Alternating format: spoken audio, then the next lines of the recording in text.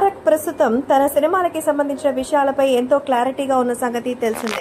మొత్తం ఏపీ నుంచి తెలంగాణ, ఇండియా నుంచి అమెరికా, మొత్తం ఆల్ ఓవర్ ద వరల్డ్ ఇప్పటికే భారీ కలెక్షన్స్ దిశగా అడ్వాన్స్ బుకింగ్ వెళ్తున్న నేపథ్యంలో 1000 కోట్లకి కౌంట్ డౌన్ మొదలైనట్టుగా అయితే తెలుస్తోంది. దేవరా పార్ట్ 1 కొరటాల శివ దర్శకత్వంలో ఈ నెల 27న ప్రపంచవ్యాప్తంగా విడుదలవుతున్న సంగతి తెలిసిందే.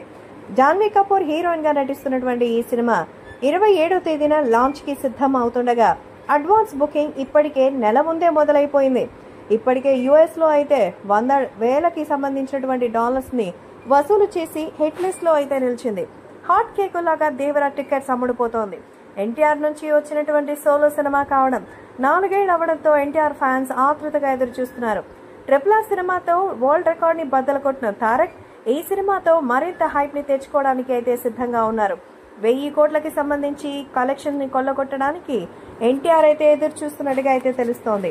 ఇప్పటికే ఎన్టీఆర్ కి సంబంధించి 1000 కోట్ల లెక్క కోసం అన్ని ఏర్పాట్లు చేస్తున్నారట. రీసెంట్ గా కల్కి సినిమా 1200 కోట్లు వసూలు చేసిన సంగతి తెలిసిందే. కానీ దేవరా అంతకు మించి వసూలు చేయాలని అందరూ ఏర్పాట్లు చేస్తున్నారు. సో ఫస్ట్ డే కలెక్షన్స్ ఆ రేంజ్ లో ఉంటే ఖచ్చితంగా వారం లోపులే ఆ వసూలు సాధిస్తారని చెప్తున్నారు.